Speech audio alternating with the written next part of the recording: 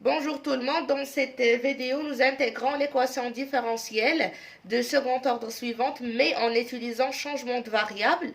Donc on va utiliser un changement de variable pour se ramener à une équation différentielle à coefficient constant puisque les coefficients que nous avons ici dans cette équation ne sont pas constants. Donc on pose z c'est égal à y sur x. Alors on obtient y c'est égal à z fois x. Si on dérive, y' c'est égal à z' fois x, plus z fois x' qui est égal à 1, donc plus z. Et y seconde, c'est égal à, ici c'est z', j'ai oublié prime.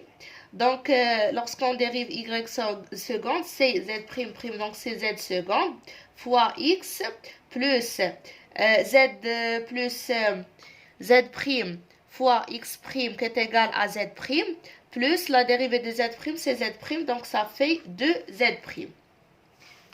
Voilà. Maintenant, on reporte ça dans l'équation différentielle, dans notre équation différentielle. Alors, on a x carré y seconde moins 2x y' plus 2 moins x carré y égale 0. Ça devient équivalent si on reporte ces expressions que x carré facteur y seconde c'est z seconde x plus 2 z' moins 2 x fois y' qui est z' x plus z moins 2 moins x carré fois y égale à 0.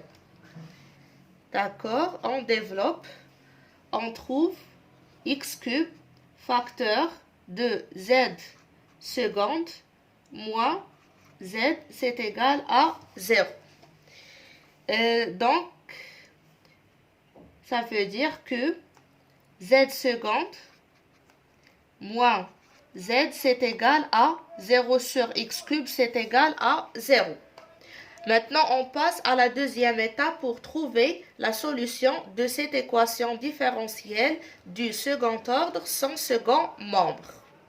Donc, dans la deuxième étape, on a l'équation différentielle z carré, z second, la dérivée seconde de z, moins z est égal à 0. Donc, l'équation caractéristique associée à cette équation, c'est égal à r carré moins 1 égale à 0.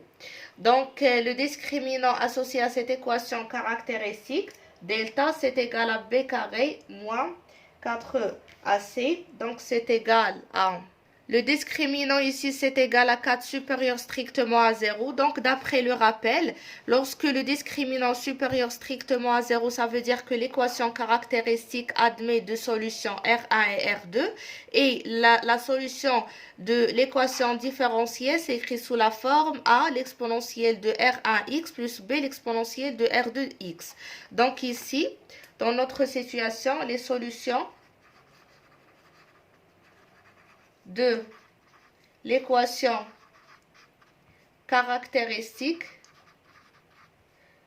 sont R1 égale à 1 et R2 égale à moins 1.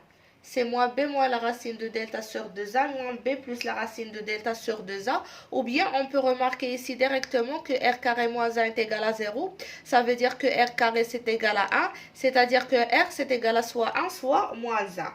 Et par la suite les solutions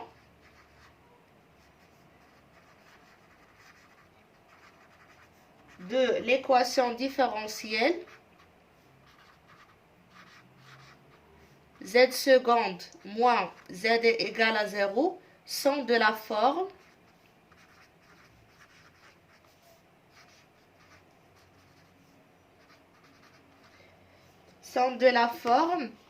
y, c'est-à-dire ici c'est z, est égal à a fois l'exponentielle de R1 C1, donc c'est l'exponentielle de x, plus ici b, fois l'exponentielle R2, c'est moins 1, donc c'est moins x, avec a, b appartenant à R.